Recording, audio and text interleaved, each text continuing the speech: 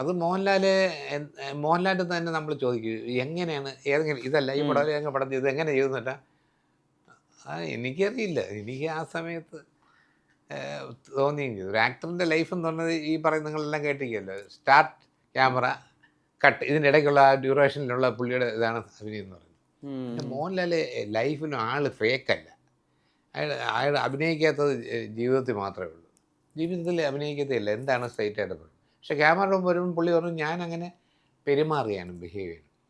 നേരത്തെ നിങ്ങൾ പറഞ്ഞ മാതിരി ഒരാളിന് വലിയ ഡയലോഗും സീനും ഇല്ലെങ്കിലും നിൽക്കാൻ പറ്റും. ഉദാഹരണം സബ്ജക്റ്റിൻ്റെ സ്ട്രെങ്ത് കൊണ്ട്. ഉദാഹരണം ദേവാസുരം എന്നുള്ള പടത്തിൽ ഞാനുൾപ്പെടെ ഞാൻ, ശ്രീരാമൻ, രാമു, അങ്ങനെ 3-4 പേരാണ് അദ്ദേഹത്തിൻ്റെ മംഗലശ്ശേരി നീലകണ്ഠ സുഹൃത്തുക്കൾ.